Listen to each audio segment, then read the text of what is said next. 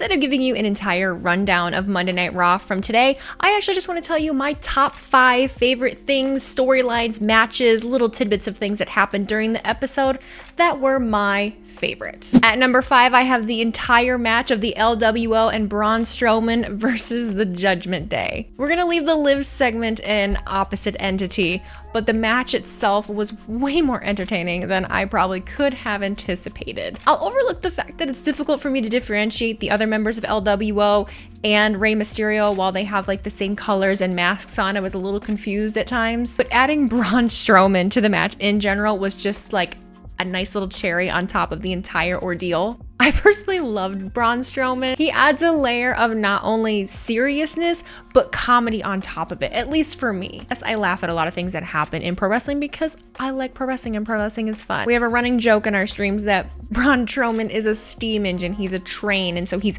running through everybody with his choo-choo hands. We call his choo-choo train choo-choo. Get it? On top of all the fuckery that is happening within the Judgment Day, and having Braun Strowman there to really kind of add just a different layer of excitement, I thought was amazing. But also getting to have Rey and Dominic in a match, I'm still hoping that there's going to be some climax between the two of them where we get to see them in another match, or they at least, I don't know, reunite before Rey officially retires. But getting to make deadbeat dad jokes when Rey and Dominic are both in the same match and seeing them both, interact with each other, I love it. At number 4, we have Braun Breaker versus Ilya Dragunov. I have not religiously watched NXT, so while I know that these two have put on bangers because people have told me, I haven't really gotten to watch their feud in real time. We got this match for free on a Monday night. They were hard hitting.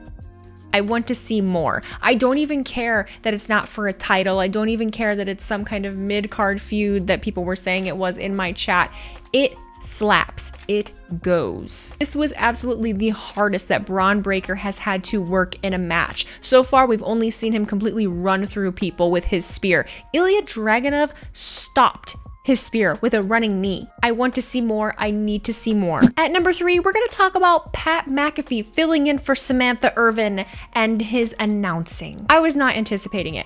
Pat and Cole, as in general, felt like they were on a roll tonight. Didn't mean to rhyme. But Pat felt especially hilarious, especially on a little bit of a tangent. So the second that Drew was walking down to the ramp and I'm hearing him say that he might be filling in, I just was like, yes, please.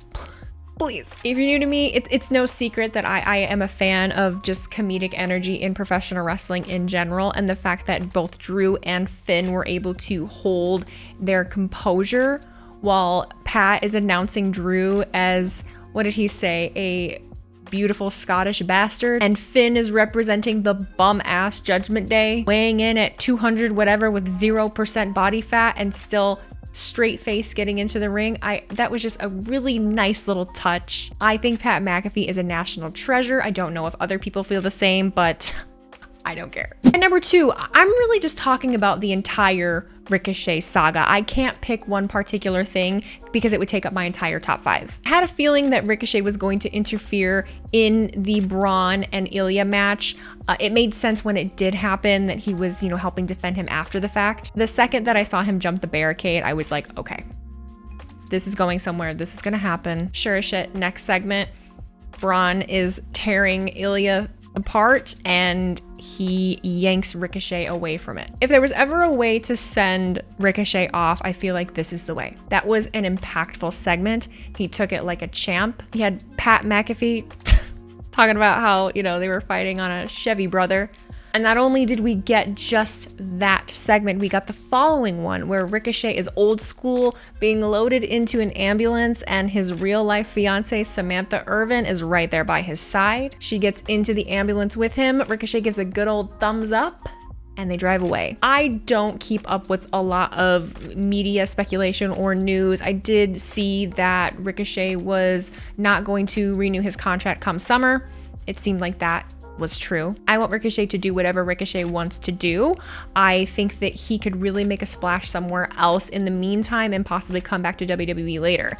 I think that this angle honestly puts him in a good position to come back if he so chooses at some time. I don't think Bron Breakker is going anywhere. If nothing else, I think Bron Breakker is going to be one of the biggest stars and champions in the WWE. If Ricochet pulls a Drew McIntyre and goes off to the Indies or AEW or TNA or New Japan, MLW, wherever he chooses to go and builds himself up into something bigger and stronger that maybe would connect with an audience better, that leaves the door open for him to come right back and pick up on this angle, long-term storytelling, where he is getting revenge for being taken out of the WWE in this way by being put through a windshield by Bron Breakker. And who knows, if and when that happens, Bron Breakker very well could be a champion at that time. Who knows where Ilya Dragunov would be? We can pick up this storyline years later, and I don't think that's a terrible idea. I think Ricochet is going to be fine wherever he goes. Number one is, you guessed it, the keycard drama of Liv Morgan. At the start of the show, Liv Morgan gives Dominic Mysterio